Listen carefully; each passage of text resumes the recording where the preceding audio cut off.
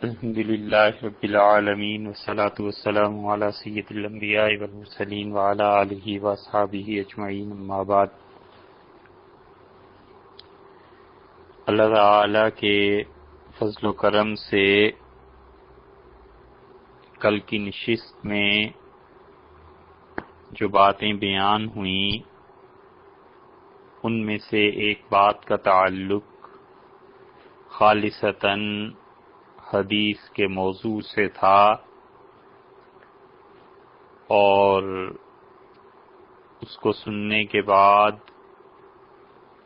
بعض حضرات کی رائے یہ پہنچی اور خیال بھی یہ ہوا کہ وہ موضوع تشنا رہ گیا، اور تقاضا طبیعت کا بھی تھا کہ اس پر مزید گفتگو کی جائے، کہیں ایسے نہ ہو کہ کسی ایسے شخص کو جو اسلام کا دعویٰ تو کرتا ہو اور حضور صلی اللہ علیہ وسلم کی احادیث کا انکار کرتا ہو، یا اس کے دل میں حدیث کی کوئی وقعت، ادب اور احترام نہ ہو، یا وہ یہ سمجھے کہ احادیث میں نسخ جو وارد ہوا ہے وہ معاملہ کیا ہے، اور پھر کہیں ان باتوں کی آڑ لے کے وہ حدیث کے علم کو اور حدیث کی عظمت کو کم نہ کرے۔ اس ڈر سے کہ کہیں ایسے نہ ہو کہ کسی کو غلط فہمی ہو جائے، حدیث پاک کا موضوع خالصتاً یہ کہ ناسخ اور منسوخ احادیث کیا ہوتی ہیں اس کا بیان ہے، اور اگرچہ اس کا تعلق فاتحہ خلف الامام کی بحث سے نہیں ہے، مگر یہ بات جب آئی کہ احادیث ایک دوسرے کو منسوخ کرتی ہیں تو اس کے کچھ قواعد کلیے اور ضابطے ہیں جو محدثین نے اپنی کتابوں میں لکھے ہیں، اور چاہیے کہ حدیث پر کوئی بھی حکم لگانے سے پہلے انسان ان قواعد اور ان ضوابط کو جانتا ہو، اور بہت سے قاعدے اور ضابطے محدثین نے نقل کیے ہیں، خود اپنی طرف سے بھی لکھے ہیں، اور اس موضوع پر بہت کام بھی ہوا ہے کہ حضور صلی اللہ علیہ وسلم کی کس حدیث کو کس حدیث نے منسوخ کر دیا، اور کس آدمی کے لیے یہ جائز ہے کہ وہ اس معاملے میں دخل دے۔ امت میں مستقل کتابیں اس موضوع پر لکھی گئیں، امام احمد بن حنبل رحمۃ اللہ علیہ نے لکھا، امام شافعی رحمۃ اللہ علیہ نے کتاب الرسالہ میں لکھا، اور حنفیوں کی اور مالکیوں کی کتابیں بھری پڑی ہیں ان مباحث سے کہ رسول اللہ صلی اللہ علیہ وسلم کی کس حدیث نے کس کو منسوخ کیا۔ ابن شاہین بغدادی رحمۃ اللہ علیہ نے 385 ہجری میں ان کا انتقال ہوا، انہوں نے بھی ایک کتاب لکھی ہے، کتاب و ناسخ الحدیث و منسوخ، کہ حدیث میں ناسخ اور منسوخ جو احادیث ہو گئی ہیں، جو کینسل ہو گئی ہیں، اس کی کتاب۔ اور بہت اچھی کتاب جو ابھی چھپی ہے، امام حافظ ابو بکر محمد بن موسیٰ حازمی حمدانی رحمۃ اللہ علیہ نے 584 ہجری میں ان کا انتقال ہوا، اور انہوں نے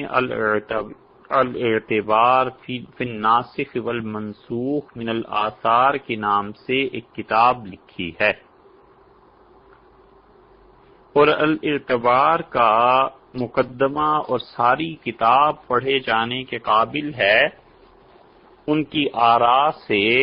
جن احادیث کو وہ منسوخ قرار دیتے ہیں ان سے اختلاف اگرچہ ہو سکتا ہے، لیکن بہرحال جتنے بھی حضرات جنہوں نے بھی کسی بھی موضوع پر کام کیا ہے، دلائل کے اعتبار سے آج ہم اس کا کتنا ہی وزن اور بے وزنی اس کی مقرر کریں، لیکن بہرحال ان کا علم اور ان کی محنتیں قابل قدر ہیں، اور انہوں نے امت پر احسان کیا، علم کے قافلے کو آگے بڑھایا، اور اپنے اساتذہ اور مشائخ سے جو کچھ پڑھا تھا منتقل کیا، اور یہ ان کا بہت بڑا حصہ ہے جو انہوں نے اپنی اپنی صدیوں میں حدیث کی خدمت میں وقت گزارا اور اپنا حصہ ڈالا۔ اللہ تعالی ان سب کو جزائے خیر دے اور ان کے درجات جنت میں بلند کرے۔ اپنے بعد آنے والوں کے لیے کتنی اچھی اچھی چیزیں چھوڑ گئے، معصوم نہیں تھے، یہ نہیں کہا جاتا کہ ان سے خطا نہیں ہوئی، لیکن ان کے کام کی قدر کرنی چاہیے۔ انہی لوگوں میں یہ بھی تھے عبد الرحمن بن علی بن محمد، جو ابن جوزی رحمۃ اللہ علیہ کے نام سے مشہور ہیں، اور انہوں نے بھی اخبار اہل الرسوخ فی الفقہ والتحدیث بمقدار المنسوخ من الحدیث کے نام سے ایک رسالہ لکھا ہے۔ تو یہ علم قدیم سے چلا آتا ہے، اور ہر زمانے میں لوگوں نے صحابہ کرام رضی اللہ عنہم کے دور سے اب تک اس پر بحث اور تحقیق کی ہے کہ کون سی احادیث منسوخ ہیں اور کون سی حدیث کس حدیث کو کینسل کرتی ہے۔ ابو رزین نے رحمت اللہ علیہ نے امام زہری رحمت اللہ علیہ سے یہ بات بیان کی۔ یہ موضوع کسی حد تک خشک ہے، لیکن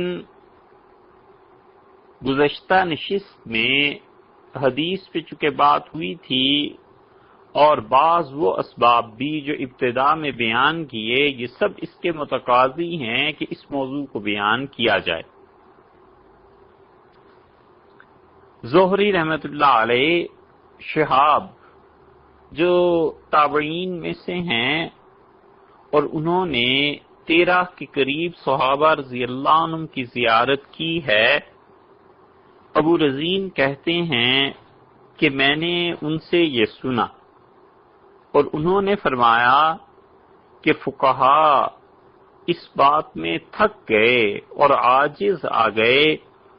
کہ وہ اس بات کو جانیں کہ رسول اللہ صلی اللہ علیہ وسلم کا کون سا فعل اور کون سا عمل اور کون سا حکم اور ان کی کون سی حدیث کس فعل عمل اور حدیث کو منسوخ کرتی ہے۔ اتنا مشکل یہ فن ہے، حالانکہ یہ شہاب زہری رحمت اللہ علیہ ایسے بڑے آدمی ہیں کہ صحابہ کرام رضی اللہ عنہم کا علم ان تک پہنچا تھا، اور حجاز سے آنے والی احادیث ان کا دار و مدار امام زہری رحمت اللہ علیہ پہ ہے۔ اور ہمارے دور میں کچھ ایسے ہیں جنہوں نے کہیں سے نہیں پڑھا، اور محض لغت اور عربیت کو جاننے کی وجہ سے وہ امام زہری رحمت اللہ پہ تنقید اور جرح کرتے ہیں، اور یہ نہیں سوچتے کہ امام زہری رحمت اللہ علیہ سے ہاتھ دھو دینا اور انہیں غلط آدمی قرار دینے کا مطلب یہ ہے کہ ہم حجاز اور حرمین شریفین کی احادیث سے اعتماد اٹھا لیں۔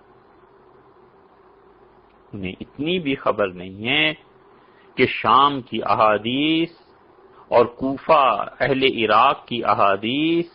اور حجازیوں کی اور یمنیوں کی اور جزیرہ والوں کی احادیث ان میں افراد ہیں، اور جب ان افراد پر اعتماد اٹھ جائے گا تو حدیث کا علم برباد ہو جائے گا، اور جو انکار کرتے ہیں حدیث کا ان کے لیے راہ کھل جائے گی۔ حجاز سے جو احادیث آئی ہیں ان کے دار و مدار یہ امام زہری رحمت اللہ علیہ ہیں، اور وہ دعوے سے کہتے تھے کہ یہ ناسخ اور منسوخ کا علم جو حدیث کا ہے یہ مجھ سے پہلے کسی آدمی نے نہیں لکھا، اور وہ کہتے تھے کہ فقہا تھک گئے ہیں محنت کر کر کے پھر بھی کام مکمل نہیں ہوا۔ اور پھر اسی طرح زہری رحمت اللہ علیہ کے علاوہ جو بڑے آدمی تھے جنہوں نے اس میں اپنی زندگی کھپا دی وہ امام ابو حنیفہ رحمت اللہ علیہ تھے، اور ان کے مناقب پر کردری نے جو کتاب لکھی ہے مناقب الامام العظم ابی حنیفہ رحمہ اللہ، اور موفق بن احمد مکی نے اور محمد بن محمد جو ابن بزاز کردری رحمت اللہ علیہ کے نام سے پہچانے جاتے ہیں اور بعد میں آئے۔ یہ موفق بن احمد جو ہیں وہ پہلے کے ہیں، اور یہ خطیب تھے خوارزم کے، اور خوارزم جو ہے اب بھی ہے سمرقند اور بخارا اس کے قریب۔ ان کا انتقال ہوا ہے 484 ہجری میں، اور بڑے آدمیوں میں سے تھے، شمس الائمہ کہلاتے تھے انہوں نے۔ اور اسی طرح فتاوی بزازیہ کے جو مصنف ہیں حافظ تھے محمد بن شہاب اور ابن بزاز کردری حنفی رحمہ اللہ، ان کا انتقال ہوا 827 ہجری میں۔ انہوں نے مناقب میں لکھا ہے کہ امام ابو حنیفہ رحمۃ اللہ علیہ عمر بھر اس میں مصروف رہے کہ کس حکم نے کس حکم کو منسوخ کر دیا، ایسے نہ ہو کہ رسول اللہ صلی اللہ علیہ وسلم اس حکم کو کینسل کر چکے ہوں اور ہم غلطی سے اسی پہ عمل کرتے رہیں۔ اس سے اندازہ ہوتا ہے کہ امام ابو حنیفہ رحمۃ اللہ علیہ کا کتنا مقام تھا تقوی اور طہارت کا کہ ڈرتے تھے، انہیں اپنی ذمہ داری کا احساس تھا کہ ان کے اوپر ان کے فتوے پر چلنے والے ہزاروں لوگ جو ان کے زمانے میں تھے اور ان کے بعد تو لاکھوں کروڑوں اور اربوں لوگ، وہ سب کے سب اس راہ پر چلیں گے جس راہ کا انہوں نے اجتہاد کیا۔ پھر امام شافعی رحمت اللہ علیہ ہیں، اور امام شافعی رحمت اللہ علیہ نے کتاب الرسالہ میں اس پر بحث کی ہے۔ محمد بن مسلم بن وارہ کہتے تھے کہ میں مصر سے آیا امام احمد بن حنبل رحمت اللہ علیہ کے پاس، تو انہوں نے مجھ سے پوچھا کہ تم نے شافعی رحمت اللہ علیہ کی کتابیں لکھی ہیں، یہ شافعی رحمت اللہ علیہ کے شاگرد ہیں امام احمد بن حنبل رحمت اللہ علیہ۔ امام ابو حنیفہ رحمت اللہ علیہ سے پڑھا تھا امام محمد نے اور امام ابو یوسف نے رحمہ اللہ۔ امام محمد سے پڑھا ہے امام شافعی رحمت اللہ علیہ نے، اور امام ابو یوسف رحمت اللہ علیہ سے پڑھا ہے امام احمد بن حنبل رحمت اللہ علیہ نے، اور پھر امام احمد بن حنبل رحمت اللہ علیہ نے امام شافعی رحمت اللہ علیہ سے بھی پڑھا ہے۔ تو یہ محمد بن مسلم کہتے ہیں مجھ سے حضرت نے پوچھا کہ تم نے امام شافعی رحمت اللہ علیہ کتابیں لکھی حضرت کی؟ میں نے عرض کیا نہیں۔ تو انہوں نے افسوس کا اظہار کیا اور مجھے بتایا کہ رسول اللہ صلی اللہ علیہ وسلم کی وہ احادیث جو منسوخ ہو گئی ہیں اور کن کن احادیث کی وجہ سے کس کس وجہ سے وہ احادیث اور حکم ختم ہو گئے ہیں، ہمیں نہیں پتا تھا حتی جالسنا الشافعی رضی اللہ عنہ، یہاں تک کہ ہم امام شافعی رحمۃ اللہ علیہ کے پاس بیٹھے تو ان سے ہم نے یہ علم سیکھا۔ اسی لیے یہ سارے ائمہ اس بات کی کھوج لگاتے رہتے تھے کہ آخری فعل رسول اللہ صلی اللہ علیہ وسلم کا کیا تھا۔ ابو عبد الرحمن رحمۃ اللہ علیہ کہتے ہیں کہ حضرت علی رضی اللہ عنہ گزرے اور ایک آدمی واز کر رہا تھا، تو آپ نے فرمایا کہ تم ناسخ اور منسوخ کی بحث کو پڑھے ہوئے ہو، جانتے ہو کہ کس حکم نے کس حکم کو کینسل کر دیا؟ تو اس نے کہا نہیں۔ فرمایا ہلکتا و اہلکتا، پھر تو خود بھی برباد ہوا اور جو تیرے پیچھے چلے وہ بھی برباد ہوئے، تو خود بھی ہلاک ہو گیا اور تیرے پیچھے چلنے والے بھی ہلاک ہو گئے۔ اور سعید رحمت اللہ علیہ کہتے ہیں کہ میں ابو یحییٰ رحمت اللہ علیہ سے ملا تو میں نے ان سے پوچھا کہ سیدنا علی رضی اللہ عنہ نے کس کے بارے میں یہ جملہ ارشاد فرمایا تھا؟ حضرت علی رضی اللہ عنہ کی بات مشہور ہو گئی ایک، اور وہ جو بات مشہور ہوئی، سعید بن ابو الحسن رحمت اللہ علیہ نے پوچھا ابو یحییٰ رحمت اللہ علیہ سے، کہنے لگے کہ ابو یحییٰ یہ سیدنا علی رضی اللہ عنہ نے کس کے متعلق کہا تھا کہ تم تو یہ کہہ رہے ہو کہ لوگوں مجھے پہچانو مجھے پہچانو؟ یہ بڑا عجیب جملہ ہے۔ تو ابو یحییٰ نے کہا کہ رے سعید میں ہی ہوں، میرے ہی بارے میں حضرت نے فرمایا تھا، تمہیں نہیں معلوم؟ تو میں نے کہا مجھے تو نہیں معلوم، آپ بتائیے یہ قصہ کیا ہوا؟ تو کہنے لگے ایک دن میں بیٹھا واز کر رہا تھا، لوگوں کو نصیحتیں کر رہا تھا، شریعت کے حکم سنا رہا تھا، تو میرے پاس سے امیر المومنین سیدنا علی رضی اللہ عنہ گزرے کوفہ میں۔ تو مجھ سے فرمایا کہ من انت، تم کون ہو، کیا نام ہے تمہارا؟ میں نے عرض کیا کہ میرا نام ابو یحییٰ۔ تو مجھے دیکھا اور فرمایا تم ابو یحییٰ نہیں ہو، بلکہ اصل میں تو تم ایسے آدمی ہو جو اس لیے بیٹھے ہو کہ لوگوں کو یہ بتاؤ کہ میری بھی شخصیت ہے، مجھے پہچانو۔ یہ کچے لوگ ہمارے زمانے میں بھی جنہیں ایک سطر اردو کی پڑھنی نہیں آتی، وہ بھی دین پہ رائے دینے لگتے ہیں نا، یہ سب کا حال یہ ہے۔ سیدنا علی رضی اللہ عنہ نے کہا تم ابو یحییٰ تمہارا نام نہیں، اصل میں تو تمہارا نام یہ ہے کہ تم کہتے ہو مجھے پہچانو، میرا بھی نام ہو، چمکے۔ تو پھر ارشاد فرمایا کہ تمہیں ناسخ اور منسوخ کا علم ہے؟ تو میں نے کہا حضرت میں نے تو نہیں یہ علم پڑھا۔ قال ہلکتا و اہلکتا، سیدنا علی رضی اللہ عنہ سے کہا تو خود بھی برباد ہوا اور تیرے پیچھے چلنے والے بھی برباد ہوئے۔ ہمارے زمانے میں کتنے ہی انجینئر اور ڈاکٹر اور کمپیوٹر کے ماسٹر یہ سارے دین پہ جو رائے دے رہے ہوتے ہیں نا، ان کو قرآن پاک ناظرہ پڑھنا نہیں آتا۔ آپ یقین مان لیں کہ قرآن پاک کو انہوں نے ناظرہ تک نہیں پڑھا ہوتا، صحیح ناظرہ قرآن نہیں پڑھ سکتے، اور 4 سطریں کبھی پوچھ لیں جا کے کہ حضرت اس کا ترجمہ کیا ہے، یہ آیت کیا، انہیں آیت کا قرآن پاک کا ترجمہ نہیں آتا، اور دین کے بارے میں یہ ایسے بولتے ہیں جیسے ان سے زیادہ اتھینٹک انسان کوئی ہے ہی نہیں۔ زوال کا دور اور جہالت کا اس امت کے گھر پہ بسیرا اور ڈیرا لگا لیا ہے جہالت نے، تو یہی ہونا ہے۔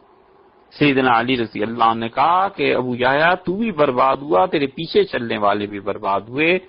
اور پھر ابو یحییٰ رحمۃ اللہ علیہ کہنے لگے کہ رے سعید اس کے بعد میں نے کبھی بھی واز نہیں کیا، میں کبھی پھر ممبر پر نہیں بیٹھا، مجھے سیدنا علی رضی اللہ عنہ کی یہ نصیحت ایسی بھلی لگی کہ میں نے اپنے پلے باندھ لی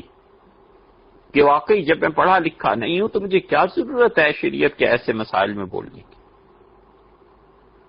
ابن سیرین رحمت اللہ علیہ کہتے تھے کہ حضرت حذیفہ رضی اللہ عنہ سے کسی نے پوچھا تو انہوں نے فرمایا کہ فتویٰ دینا اس کا حق ہے جو ناسخ اور منسوخ کی بات کو جانتا ہو۔ اور رحاق ابن مزاحم کہتے ہیں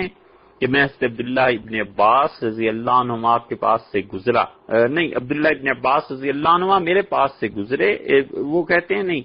کہ ابن عباس رضی اللہ عنہما گزرے ایک ایسے آدمی کے پاس سے جو واعظ کر رہا تھا، لوگوں کو بیان کر رہا تھا۔ یہ جتنے بیان کرتے ہیں نا، بہت کم لوگ ایسے ہیں جو حدیث کو بیان کرنے میں احتیاط سے کام لیں۔ ایسی ایسی احادیث بیان کرتے ہیں جن کا سرے سے سر پاؤں ہی نہیں۔ ان کے بیان سنیں، 20-30 احادیث لکھ کر بھیج دیجئے اور کہ یہ حضرت یہ کس کتاب میں آیا ہے؟ ایسے ایسے قصے سنائیں گے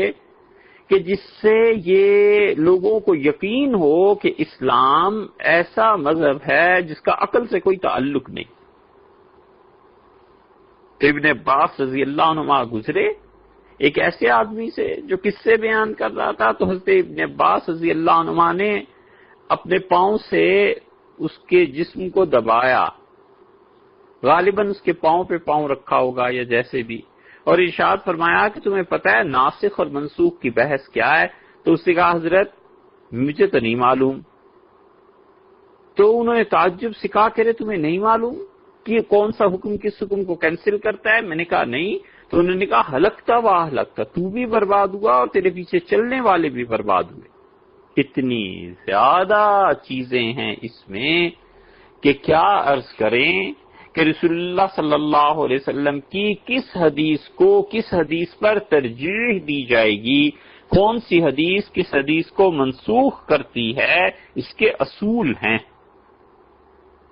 مثلا یہ اصول ہے کہ ایک آدمی نے اپنے مشائخ سے احادیث سنی، اور ایک وہ ہے جس کی عمر کا ہمیں پتہ کرنا چاہیے کہ جب اس نے سنی تھی یہ حدیث کسی سے تو اس کی عمر اس وقت کیا تھی۔ ایک راوی وہ ہے جو باشعور انسان تھا، عاقل بالغ تھا، دوسرا بچہ ہے۔ تو محدثین کہتے ہیں کہ دونوں راوی ایک ہی بات ایک ہی استاد سے بیان کر رہے ہیں، تو یہ جو بچہ ہے نا اس کی بات کا کم وزن ہے، اور جو آدمی بڑا ہے بالغ ہے اس کی بات کا زیادہ وزن۔ مثلا امام زہری رحمت اللہ علیہ ہیں، اور زہری رحمت اللہ علیہ جن کا ابھی تذکرہ گزرا، ان سے حدیث امام مالک رحمت اللہ علیہ نے سنی ہے، اور انہی سے سفیان ابن عیینہ رحمت اللہ علیہ نے بھی سنی ہے۔ اور سفیان ابن عیینہ رحمت اللہ علیہ حدیث کے امام ہیں، اپنی جلالت شان اور اپنا علم اس کے اعتبار سے ٹوپی سر سے گر جائے سفیان ابن عیینہ اور سفیان ثوری کے علم کو اگر کوئی دیکھے تو۔ لیکن محدثین کہتے ہیں ہم امام مالک رحمت اللہ علیہ کی روایت جو شہاب زہری سے ہے اسے ترجیح دیں گے سفیان ابن عیینہ کی روایت پہ، کیونکہ سفیان ابن عیینہ رحمت اللہ علیہ نے حدیث اس وقت سنی ہے زہری سے جبکہ وہ بچے تھے، اور ان کے بچپنے کے زمانے میں امام مالک رحمت اللہ علیہ بڑی عمر کے آدمی تھے، اس لیے ان کو ترجیح دی جائے گی۔ اب جب یہ احادیث آئیں گی سامنے اور اسماء الرجال کو کوئی دیکھے گا تو وہ پڑھے گا کتابوں کو کہ کس کی عمر کیا تھی۔ رجال کا لفظ اس کی یہ جمع ہے یا واحد ہے، اور اس کا واحد رجل ہے یا رجل ہے، جسے اتنا بھی نہیں نہ آتا وہ بھی کہتا ہے فلاں راوی ضعیف ہے۔ سبحان اللہ، کہاں سے سنے؟ اپنے محلے کے مولوی صاحب سے۔ بس ان کی تقلید جائز اور ائمہ کی تقلید شرک، کوئی حد ہے گرنے کی۔ اسی طرح حدیث میں دو راوی ہیں اور حدیث بیان کرتے ہیں، اور ایک ایسا ہے جو سن کے بیان کرتا ہے اور دوسرا ایسا ہے جو اس واقعے میں شریک ہے، تو محدثین کہتے ہیں جو آدمی شریک ہے ہم اسے ترجیح دیں گے بجائے اس کے جس نے سنا ہے۔ مثلا حضور صلی اللہ علیہ وسلم تشریف لے گئے مکہ مکرمہ اور اللہ تعالی کے گھر میں حاضر ہوئے، اور انہوں نے نکاح کیا ام المومنین حضرت میمونہ رضی اللہ عنہا سے۔ میمونہ سے نکاح کرنے میں رسول اللہ صلی اللہ علیہ وسلم کیا حالت احرام میں تھے یا نہیں تھے، بحث یہ ہے۔ اگر حالت احرام میں تھے تو اس کا مطلب ہے احرام کی حالت میں نکاح جائز ہے۔ تو احرام کی حالت میں تھے، یہ عبداللہ ابن عباس رضی اللہ عنہما کہہ رہے ہیں۔ وہ کہتے ہیں حالت احرام میں نکاح ہوا ہے رسول اللہ صلی اللہ علیہ وسلم کا۔ اور حضرت ابو رافع رحمۃ اللہ رضی اللہ عنہ کہتے ہیں کہ رسول اللہ صلی اللہ علیہ وسلم کا نکاح ہوا ہے جب حالت احرام سے باہر آ چکے تھے۔ محدثین کہتے ہیں ابو رافع کی روایت کو ہم ترجیح دیں گے عبداللہ ابن عباس رضی اللہ عنہما کی روایت پر، اس لیے کہ ابو رافع وہ شخص ہیں جو رسول اللہ صلی اللہ علیہ وسلم کا پیغام لے کر گئے تھے حضرت میمونہ رضی اللہ عنہا کے نکاح کے لیے۔ تو ابن عباس رضی اللہ عنہ تو بعد کے ہیں، ابن عباس رضی اللہ عنہ تو سنی سنائی بات کی روایت کرتے ہیں، اور یہ جو ہیں یہ تو خود اس واقعے میں شریک تھے۔ ایسے ہی، اور یہ اصول بھی محدثین نے اپنے پاس سے نہیں نکال لیا، آپ اس سے بھی پیچھے چلے جائیں تو ہم کس حدیث کو کس پہ ترجیح دیتے ہیں، یہ اصول سیدہ عائشہ رضی اللہ عنہا نے قائم کیا ہے۔ کہ حضرت عائشہ رضی اللہ عنہا سے جب لوگوں نے پوچھا کہ موضوع پر مسح کرنے کے بارے میں آپ کیا فتویٰ دیتی ہیں، تو حضرت عائشہ رضی اللہ عنہا نے کہا سلو علی جن، سیدنا علی رضی اللہ عنہ سے جا کے پوچھو، فَإِنَّهُ كَانَ يُسَافِرُ مَعَ رسول اللہ صلی اللہ علیہ وسلم، وہ سفر میں رسول اللہ صلی اللہ علیہ وسلم کے ساتھ رہتے تھے، ان سے فتویٰ پوچھو۔ تو حضرت عائشہ رضی اللہ عنہا نے اصول کی بات ارشاد فرما دی، گویا کہ جو آدمی جس واقعے میں خود شریک ہے اس سے پوچھو، زیادہ حالات کو بہتر سمجھتا ہے، بجائے اس کے کہ جو اس واقعے میں ساتھ نہیں ہے اور روایت بیان کرتا ہے۔ تو میں تو گھر بیٹھی ہوں اور سفر میں سیدنا علی رضی اللہ عنہ ساتھ تھے، تو ان سے پوچھا جائے۔ حضرت عائشہ رضی اللہ عنہا کی ذہانت ہے یہ، اور طبیعت اور فطرت مبارکہ کی سلامتی ہے کہ انہوں نے کہا کہ سیدنا علی رضی اللہ عنہ سے جا کر اس روایت کی ان چیزوں کو پوچھو۔ ایسے ہی محدثین کہتے ہیں کہ جو رسول اللہ صلی اللہ علیہ وسلم کے زیادہ قریب تھا اور جو آدمی فاصلے پر تھا، ہم یہ بھی دیکھیں گے کہ اس نے جب حدیث سنی ہے تو رسول اللہ صلی اللہ علیہ وسلم سے زیادہ قریب کون شخص تھا اس وقت؟ نبی کریم صلی اللہ علیہ وسلم نے جو آخری حج فرمایا ہے، یہ حج کیا تھا؟ قران تھا، تمتع تھا، افراد تھا؟ تو جو لوگ کہتے ہیں کہ افراد تھا، وہ حضرت انس رضی اللہ عنہ کی روایت کو بیان کرتے ہیں، اور ابن عمر رضی اللہ عنہما ان کی بھی روایت ہے، اور افراد کو قران سے افضل قرار دیتے ہیں۔ اور عبداللہ ابن عمر رضی اللہ عنہما کی حدیث غالباً یہ ہے کہ وہ قران کو ترجیح دیتے ہیں، اور ابن عمر رضی اللہ عنہما کی روایت کو اس لیے باقی لوگوں نے ترجیح دی کہ ابن عمر رضی اللہ عنہ نے کہا کہ میں رسول اللہ صلی اللہ علیہ وسلم کی اونٹنی کی لگام تھام کے سفر میں ایسے چل رہا تھا کہ لعابها بین کتفیہ، حضور صلی اللہ علیہ وسلم کی اونٹنی کا جو لعاب مبارک تھا، اس کے منہ سے جو جھاگ بہ رہی تھی وہ میرے کندھوں کے درمیان گرتی تھی، اور رسول اللہ صلی اللہ علیہ وسلم سوار تھے۔ تو عبداللہ ابن عمر رضی اللہ عنہما زیادہ قریب ہیں اور انس رضی اللہ عنہ دور ہیں، اس لیے عبداللہ ابن عمر رضی اللہ عنہما کی روایت کو ترجیح حاصل ہے۔ ایسے ہی محدثین نے ایک اصول قائم اور بھی کیا ہے، اور وہ کہتے ہیں کہ ایک آدمی اپنے شہر کے مشائخ سے روایت بیان کرتا ہے، اور ایک دوسرا آدمی آتا ہے اس شہر میں اور وہ روایت بیان کرتا ہے، تو یہ جو شہر والا محدث ہے، حدیث کی جو روایت ہے، ہم اسے ترجیح دیں گے، کیونکہ ہر آدمی اپنے شہر کے لوگوں سے واقف ہوتا ہے، وہاں کی زبان سے، وہاں کے لہجے سے، اور جو مسافر باہر سے آیا ہے اسے بہت سی چیزوں کا پتہ نہیں چلتا۔ اسماعیل ابن عیاش رحمۃ اللہ علیہ راوی ہیں، محدثین نے کہا کہ یہ شامیوں کی جتنی احادیث ہیں اسماعیل کی ہم اسے قبول کریں گے، اور حجازی اور کوفی احادیث وہ ہم ان کی قبول نہیں کرتے، اس لیے کہ وہ باہر کی باتیں ہیں،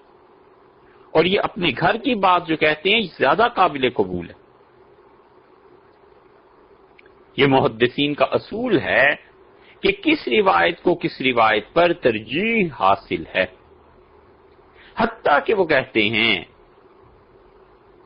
کہ کسی آدمی نے حدیث سنی پردے کے پیچھے سے، خواتین نے کوئی حدیث بیان کی اور وہ پردے میں تھی، اور کسی نے ان سے بغیر پردے کے حدیث سنی ہے تو ہم بغیر پردے کو ترجیح دیں گے پردے کی روایات پر، اس لیے کہ وہ جو پردہ نہیں کیا جس نے، ظاہر ہے کہ وہ ان کے اپنے گھر کا ہی کوئی فرد ہو سکتا ہے۔ اختلاف اس بات پہ ہوا ہے کہ حضرت بریرہ رضی اللہ عنہ کے شوہر وہ آزاد تھے یا غلام تھے۔ اب اس کا فیصلہ کون کرے؟ ایک طرف رائے ہے قاسم بن محمد کی اور عروہ ابن زبیر کی، اور رضی اللہ عنہم یہ کہتے ہیں کہ حضرت عائشہ رضی اللہ عنہا نے کہا کہ بریرہ جو تھی وہ آزاد تھیں اور ان کا شوہر غلام تھا، اور دوسری طرف اسود ابن یزید کہتے ہیں کہ ان کے شوہر حضرت بریرہ رضی اللہ عنہ کے وہ غلام نہیں تھے، آزاد تھے۔ محدثین کہتے ہیں ہم قاسم بن محمد کی اور عروہ بن زبیر کی روایت کو ترجیح دیتے ہیں، حالانکہ یہ تینوں دوست ایک زمانے کے لوگ ہیں، اسود بھی اور یہ قاسم بن محمد بھی، عروہ بھی۔ فرق اتنا سا ہے کہ اسود ابن یزید نے یہ روایت جن خواتین سے سنی ہے انہوں نے پردے میں بات کی ہے، اور حضرت عائشہ رضی اللہ عنہا کی یہ روایت بالمشافہ ہے۔ یہ قاسم بن محمد بن ابو بکر، یہ محمد بن ابو بکر رضی اللہ عنہ کے بیٹے ہیں، حضرت عائشہ رضی اللہ عنہا کے بھتیجے ہیں، اور قاسم بن محمد بن ابو بکر اور سالم بن عبداللہ بن عمر رضی اللہ عنہ جیسا مدینہ منورہ میں کوئی نہیں تھا۔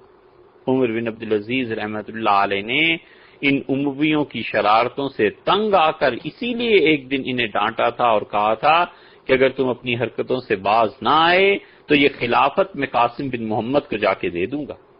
اور قاسم بن محمد رحمۃ اللہ علیہ ایسے آدمی تھے کہ اگر انہیں مسلمانوں کی خلافت مل جاتی تو حجاز، شام، کوفہ، عراق، یہ سارے محدثین اس پہ متفق ہو جاتے، ساری امت متفق ہو جاتی۔ اور یہ عروہ بن زبیر جو ہیں یہ حضرت عائشہ رضی اللہ عنہا کے بھانجے ہیں، یہ بیٹے ہیں حضرت اسماء رضی اللہ عنہا کے، اور اسماء اور عائشہ رضی اللہ عنہما بہنیں ہیں، اور یہ دونوں بیٹیاں حضرت ابوبکر رضی اللہ عنہ کی، تو اس اعتبار سے یہ بھانجے ہوئے۔ تو بھانجے اور بھتیجے، ایک کی پھوپھی ایک کی خالہ، یہ دونوں روایات بیان کر رہے ہیں، محدثین کہتے ہیں اسے ترجیح دی جائے گی۔ ایک اور بڑا زبردست اصول حدیث میں دیکھنا چاہیے، یہ اصول پر پرکھ کے پھر ہم فیصلہ کریں گے کہ حدیث منسوخ ہے یا نہیں۔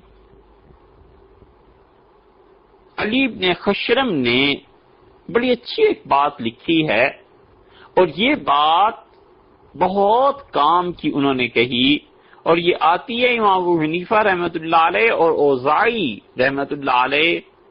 ان دونوں کے بحث کے دوران بھی۔ امام اوزاعی رحمۃ اللہ علیہ بہت بڑے فقیہ تھے، 150-200 برس تک ان کا مسلک چلتا رہا ہے، پھر یہ مالکیوں میں ضم ہو گیا، اور اوزاعی رحمۃ اللہ علیہ کی قبر مبارک اب بھی ہے وہاں لبنان میں، بیروت میں ہے۔ وکی نے پوچھا، علی بن خشرم کہتے ہیں کہ امام وکی رحمۃ اللہ علیہ نے مجھ سے پوچھا کہ تمہیں 2 سندیں میں سناتا ہوں، تمہیں کون سی اچھی لگے گی؟ ایک میں امام عامش رحمۃ اللہ علیہ ابو وائل سے روایت بیان کرتے ہیں، اور ابو وائل روایت بیان کرتے ہیں عبداللہ ابن مسعود رضی اللہ عنہ سے، اور دوسری روایت ہے سفیان کی، اور سفیان رحمۃ اللہ علیہ نے منصور سے روایت بیان کی، انہوں نے ابراہیم نخعی سے، انہوں نے علقمہ سے، انہوں نے عبداللہ ابن مسعود رضی اللہ عنہ سے۔ دونوں میں کون سی سند اچھی ہے؟ یہ جو اسماء الرجال کی بحثیں کہتے رہتے ہیں نا کہ فلاں حدیث کا فلاں راوی فلاں، یہی واقعہ سنا کر کبھی پوچھ لیجئے کہ یہ منصور، سفیان، ابراہیم، یہ علقمہ، یہ کون لوگ تھے بھائی؟ اتنا بھی نہیں جنہیں پتا۔ ان کی بھی شان اور ہمت یہ ہے کہ وہ کہتے ہیں بخاری کی فلاں حدیث صحیح اور مسلم کی فلاں روایت غلط۔ سبحان اللہ۔ ہمیں اس سے بحث نہیں ہے، نہ ہم اس کے دعوے دار ہیں کہ دین پہ ٹھیکہ صرف مولویوں کا ہے۔ ہم سیدھی سادی سی درخواست کرتے ہیں کہ بھائی پڑھو، محنت کرو، 10 سال پڑھو، درس نظامی پڑھو، فتوے کا کام کرو، 15-20 برس رات کی نیندوں کو بھلاؤ، ختم کرو آرام اور آسائش کو، پھر دھڑلے سے بات کرو، ہم ٹھوک کے فتویٰ دو، پھر کون کہتا ہے کہ صاحب غلط ہے۔ لیکن ایک آدمی جس کو بنیادی طور پر انگلش کے 2 فقرے نہ لکھنے آتے ہوں، وہ بھی کہے میں ڈاکٹر ہوں، اور جس کو یہ بھی نہ پتا ہو کہ ڈسپرین اور ایسپرو میں فرق کیا ہے، وہ بھی کہے کہ میں ڈاکٹر ہوں، تو بھلا بتاؤ ایسے کے پاس اپنا علاج کرانے سوائے پاگل کے اور کون جا سکتا ہے؟ وکیل رحمت اللہ علیہ نے پوچھا علی بن خشرم سے کہ ایک تو ہے عامش، ابو وائل اور عبداللہ ابن مسعود رضی اللہ عنہم 3، اور دوسری طرف ہیں سفیان، منصور، ابراہیم اور علقمہ اور ابن مسعود رضی اللہ عنہم 5۔ رسول اللہ صلی اللہ علیہ وسلم کا جملہ ایک ہی ہے، یہ بتاؤ تمہیں کون سی سند اچھی لگتی ہے؟ تو علی کہتے ہیں میں نے وکیل رحمت اللہ علیہ سے کہا کہ ہمیں تو اچھا یہ لگتا ہے کہ عامش امام حدیث کے وہ ابو وائل سے اور وہ عبداللہ ابن مسعود رضی اللہ عنہ سے بیان کر دیں،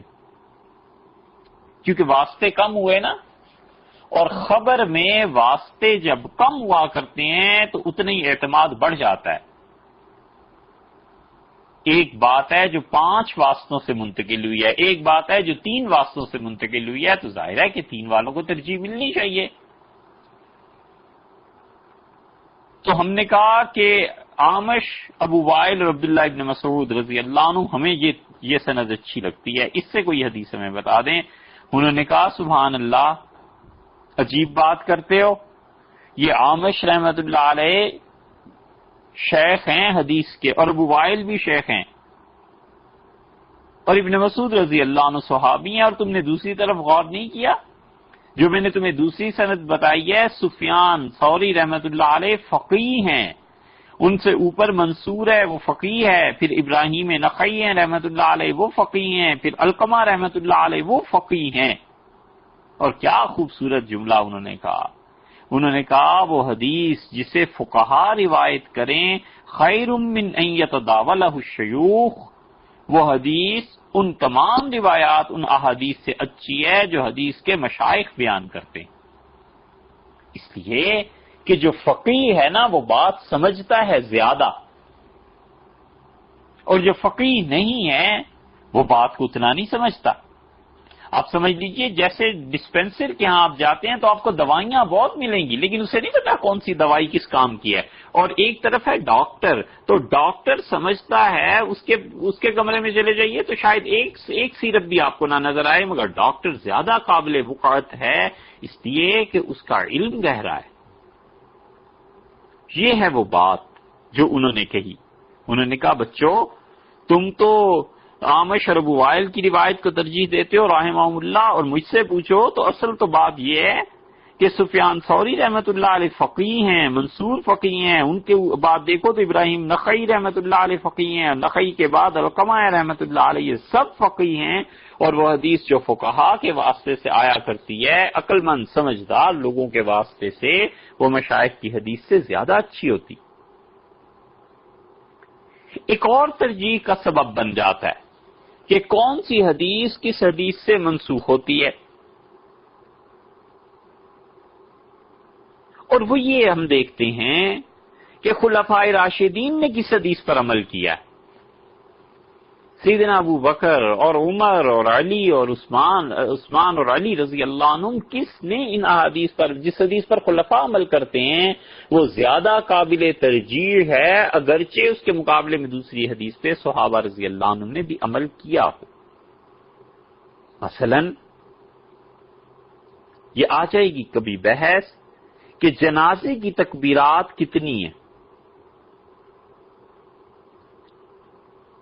تو محدثین کہتے ہیں اور فقہا کہ وہ کہتے ہیں حضرت ابوبکر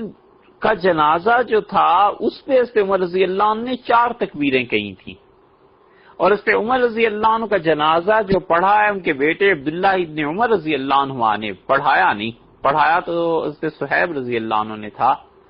تو ابن عمر رضی اللہ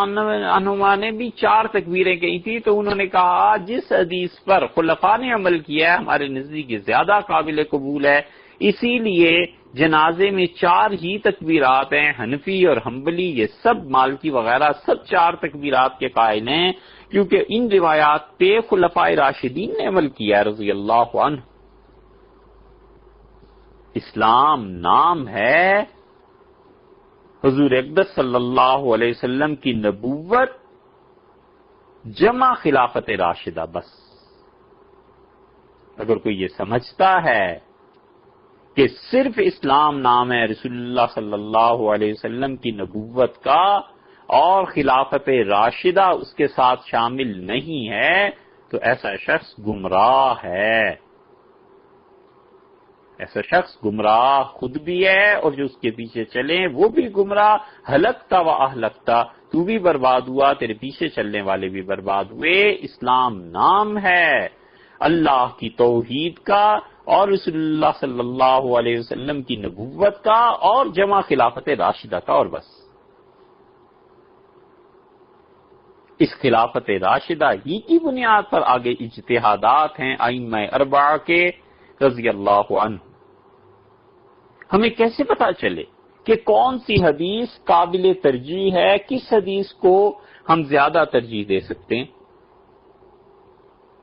اس کے اصول بیان کیے جا رہے ہیں، بہت اصول ہیں، 50 کے قریب اصول محدثین نے عام طور پر لکھے ہیں، ان میں سے 5-7 یہ بھی بیان ہو گئے۔ اس کی مثال دیکھیے اب کیا ہے کہ کیسے ہم روایات میں ایک پر دوسرے کو ترجیح دیتے ہیں۔ اصول تو بہت سے ہیں، مثلا یہ صحیح احادیث میں آیا ہے، مسلم میں آئی ہے یہ حدیث، امام ترمذی رحمۃ اللہ علیہ لائے ہیں، نسائی لائے ہیں، کہ حضرت ابو ہریرہ رضی اللہ عنہ نے پائے کھائے، بیل کے پائے ہوتے ہیں نا، وہ کھائے، اور پھر انہوں نے وضو فرمایا، اور ان سے کسی آدمی نے پوچھا کہ حضرت یہ وضو کیوں کیا ہے؟ تو انہوں نے کہا کہ میں نے آگ پہ پکی ہوئی چیز کھائی ہے، اور رسول اللہ صلی اللہ علیہ وسلم نے فرمایا وہ چیز جس کو آگ چھو جائے اگر تم وہ کھا لو تو وضو کر لو، تو آگ پہ پکی ہوئی چیز کھانے سے وضو ٹوٹ جاتا ہے۔ حضرت ابو ایوب انصاری رضی اللہ عنہ کی روایت بھی آ گئی، انہوں نے کہا کہ رسول اللہ صلی اللہ علیہ وسلم نے فرمایا کہ جس چیز کی حالت آگ بدل دے، جب تم اس کو کھاؤ تو پھر اس کے بعد وضو کر لو، وضو آگ پہ پکی ہوئی چیز کھانے سے ٹوٹ جاتا ہے۔ اور یہ حدیث ام سلمہ، ام حبیبہ، زید بن ثابت، ابو طلحہ، ابو موسیٰ رضی اللہ عنہ سب سے ثابت کہ آگ پہ پکی ہوئی چیز کھانے سے وضو ٹوٹ جاتا ہے، حتیٰ کہ حنبلی فقہا اس وضو کو مستحب قرار دیتے ہیں۔ اب تک حجاز حرمین شریفین کے علماء سے فتویٰ لے لیں، وہ کہتے ہیں کہ بہتر یہ ہے کہ وضو کر ہی لے، اور اکثر اہل علم اور فقہا وہ کہتے ہیں کہ آگ پہ پکی ہوئی چیز کھانے سے بھی وضو نہیں ٹوٹتا،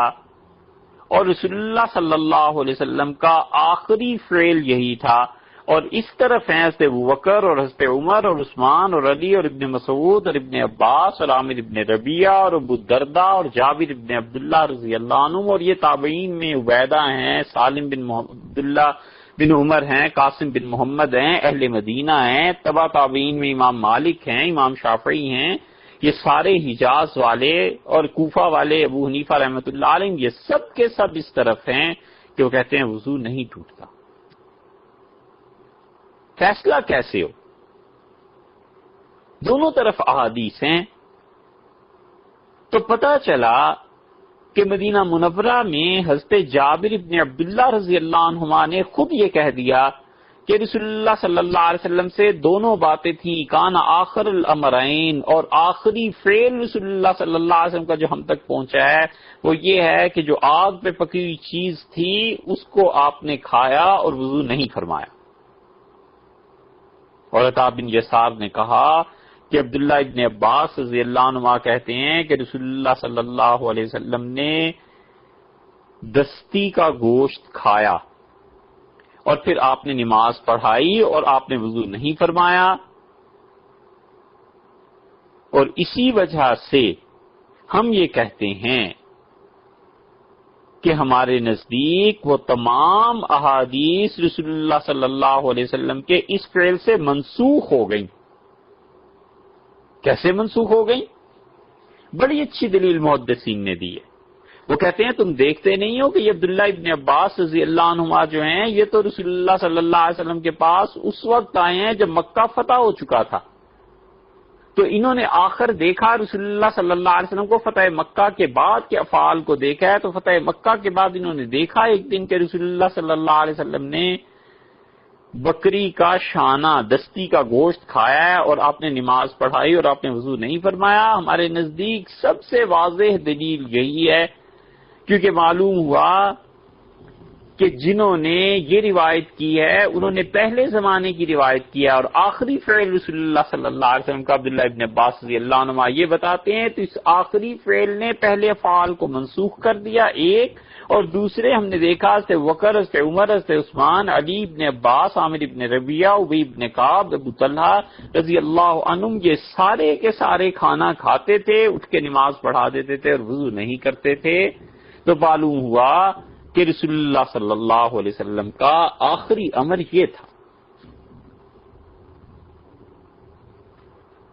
یہ ایک مثال اس کی آ گئی. جنازے میں کتنی تکبیریں ہیں؟ حضرت زید بن ارقم رضی اللہ عنہ نے جنازہ پڑھایا اور حدیث میں آیا فکبر علیہا خمسن، 5 تکبیریں کہیں انہوں نے، اور انہوں نے کہا میں نے رسول اللہ صلی اللہ علیہ وسلم کے پیچھے جنازہ پڑھا فکبر علیہا خمسن، اور رسول اللہ صلی اللہ علیہ وسلم نے 5 تکبیریں کہیں. اب اختلاف ہوا کتنی کہنی چاہیے. پھر زید رضی اللہ عنہ نے جنازہ پڑھایا، 4 مرتبہ تکبیریں کہیں. تو لوگوں نے پوچھا کہ حضرت کبھی 5 کبھی 4، تو انہوں نے کہا رسول اللہ صلی اللہ علیہ وسلم کے پیچھے میں نے دونوں طرح جنازہ پڑھا ہے، یکبر ہاکذا وکبر ہاکذا. حضرت صلی اللہ علیہ وسلم نے اس طرح بھی تکبیر کہی ہے، اس طرح بھی تکبیر کہی ہے، 4 بھی 5 بھی. یہ سے معاذ ابن جبل رضی اللہ عنہ ہے، اور اس سے معاذ رضی اللہ عنہ نے 3 تکبیریں کہیں. یہ حماد بن ابو سلیمان کی روایت ہے. حماد رحمت اللہ علیہ استاد ہیں امام ابو حنیفہ رحمت اللہ علیہ کے. انہوں نے کہا ہم تک جو روایات پہنچی ہیں وہ یہ ہیں کہ رسول اللہ صلی اللہ علیہ وسلم نے 7 تکبیریں کہیں اور 6 کہیں اور 5 کہیں اور 4 کہیں. اب یہ ساری روایات حدیث میں ہیں. آج کوئی آدمی اٹھ کے 7 تکبیریں کہے اور کہ حدیث میں آیا، تو ہم کہتے ہیں بھئی حدیث میں تو یقیناً آیا ہے، لیکن کیا یہ حدیث مضبوط ہے، منسوخ تو نہیں ہو گئی؟ یہی تو مسئلہ ہے جس پر اہل علم بیٹھ کے بات کرتے ہیں اور سوچتے اور غور کرتے ہیں. تو اہل علم کہنے کہا کہ جب ہم نے ساری روایات کو جمع کیا تو معلوم ہوا کہ عبداللہ ابن مسعود رضی اللہ عنہ نے کہا کہ رسول اللہ صلی اللہ علیہ وسلم 4 تکبیریں کہتے تھے، نہ اس سے کم نہ اس سے زیادہ. اور یہ روایت حضرت عمر رضی اللہ عنہ کی بھی مل گئی. اور تابعین میں امام شافعی رحمۃ اللہ علیہ، سفیان ثوری اور یہ کوفہ کے لوگ سارے، اور یہ حجاز کے محدثین، اور یہ اوزاعی اور یہ شامی اور یہ امام مالک رحمۃ اللہ علیہم، ان کے پیروکار ابن مبارک اور امام شافعی اور امام احمد ابن حنبل اور خراسانی کے محدثین، سب نے کہا کہ یہ حدیث ہمارے پاس جتنی ہے سب سے یہ ثابت ہوتا ہے کہ رسول اللہ صلی اللہ علیہ وسلم کا آخری فعل 4 تکبیروں کا تھا۔ کیسے پتا چلا؟ انہوں نے کہا کہ ابو ہریرہ رضی اللہ عنہ کہتے ہیں کہ حضور صلی اللہ علیہ وسلم کے پاس نجاشی کے انتقال کی خبر آئی، وخرج بہم، اور آپ تشریف لائے، فصف بہم، اور رسول اللہ صلی اللہ علیہ وسلم نے صفوں کو ترتیب میں کرنے کا حکم ارشاد فرمایا، وکبر 4 تکبیرات، اور رسول اللہ صلی اللہ علیہ وسلم نے 4 تکبیریں کہیں نجاشی کے جنازے میں۔ اب چلے جائیے احادیث سے نکل کے تاریخ پہ۔ جب ہم تاریخ دیکھتے ہیں تو البدایہ والنہایہ میں ابن کثیر نے، یہ ابن اسیر نے، سب نے لکھا ہے کہ 9 ہجری میں انتقال ہوا ہے نجاشی رحمت اللہ علیہ کا۔ تو معلوم ہوا رسول اللہ صلی اللہ علیہ وسلم نے 9 ہجری میں جو جنازہ پڑھایا اس پہ 4 تکبیریں کہیں۔ یہ زہری رحمت اللہ علیہ، یہ سعید ابن مسیب سے روایت کرتے ہیں، اور سعید روایت کرتے ہیں ابو ہریرہ سے۔ یہ ایک سے ایک بڑا آدمی ہیں۔ امام مالک جب شہاب زہری سے روایت کریں اور وہ سعید ابن مسیب سے اور وہ ابو ہریرہ رضی اللہ عنہ سے، تو کہتے ہیں یہ سونے کی کڑی ہے، کیونکہ ان میں کوئی شخص بھی جھوٹا نہیں تھا۔ انہوں نے کہا رسول اللہ صلی اللہ علیہ وسلم تک نجاشی کے انتقال کی اطلاع پہنچی اور آپ نے لوگوں کو حکم دیا، جنازہ پڑھایا اور کبر 4 تکبیریں کہیں، اور پھر کہتے ہیں کہ ایسی حدیث ثابت ہے جو حجاز سے ہمارے پاس آئی ہے، اور حجاز میں دونوں طرف حرمین شریفین میں 4 ہی تکبیریں پڑھتے تھے لوگ جنازے میں۔ ابن عباس رضی اللہ عنہما سے پوچھا گیا تو عبداللہ ابن عباس رضی اللہ عنہما نے کہا کہ آخر ما کبر رسول اللہ صلی اللہ علیہ وسلم الجنائز 4، رسول اللہ صلی اللہ علیہ وسلم نے جنازوں پہ آخری مرتبہ جو جنازے پڑھائے ہیں 4 تکبیریں کہیں۔ جب یہ حدیث ہم تک پہنچ گئی تو اب دیکھیے کیا ہوا۔ حضرت علی رضی اللہ عنہ نے حضرت بکر رضی اللہ عنہ کا جنازہ پڑھا اور 4 تکبیریں کہیں، اور امام سیدنا فاروق اعظم رضی اللہ عنہ تھے، اور عبداللہ ابن عمر رضی اللہ عنہما نے جنازہ پڑھا اپنے والد حضرت عمر رضی اللہ عنہ کا اور 4 تکبیریں کی، اور یہ حسن ابن علی ہیں رضی اللہ عنہم، اور انہوں نے سیدنا علی امیر المومنین رضی اللہ عنہ کا جنازہ پڑھا ہے اور اپنے والد پہ 4 تکبیریں کی، اور سیدنا حسین رضی اللہ عنہ پر جنازہ پڑھا گیا، نہیں سیدنا حسن رضی اللہ عنہ پہ۔ حضرت حسن رضی اللہ عنہ کا انتقال تو مدینہ منورہ میں ہو گیا تھا نا، تو حضرت حسن رضی اللہ عنہ کا جنازہ پڑھا گیا، اور حضرت حسین رضی اللہ عنہ نے 4 تکبیریں کہیں۔ تو معلوم ہوا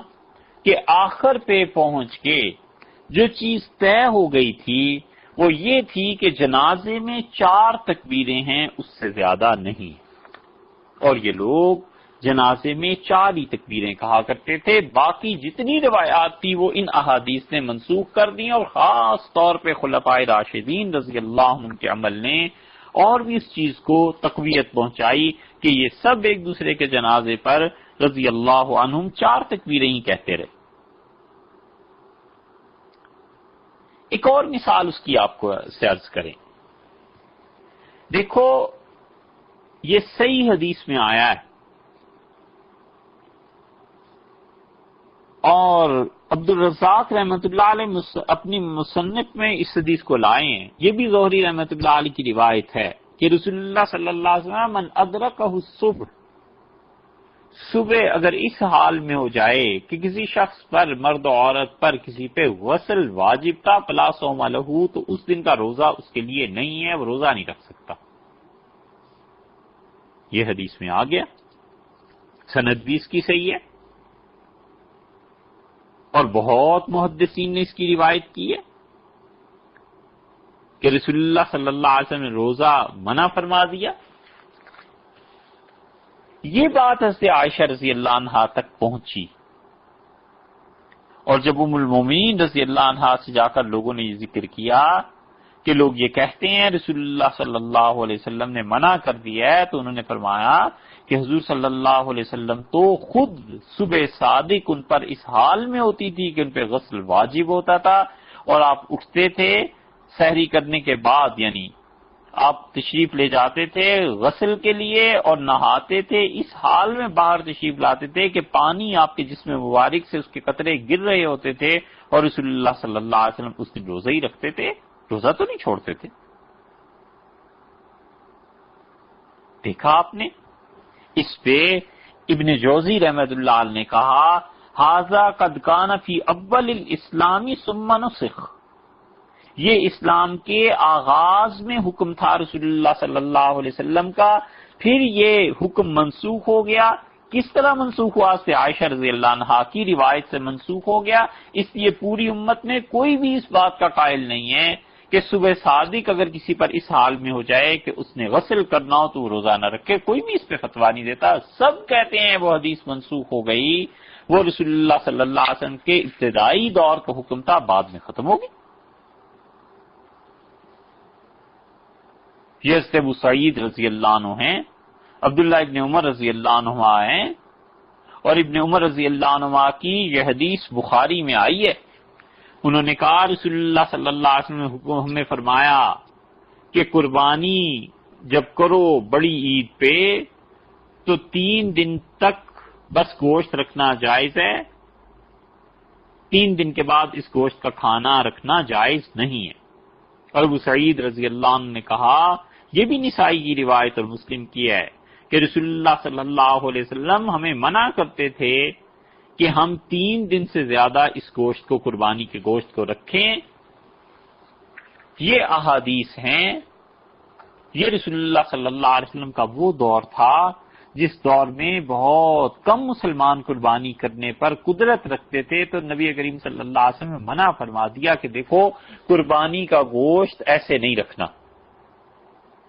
3 دن کے اندر اندر تقسیم ہو جانا چاہیے۔ پھر کیا ہوا؟ پھر وہ دور آیا جب اللہ نے مسلمانوں کو وسعت دے دی، تو ابو سعید رضی اللہ عنہ کہتے ہیں ثم رخص لنا،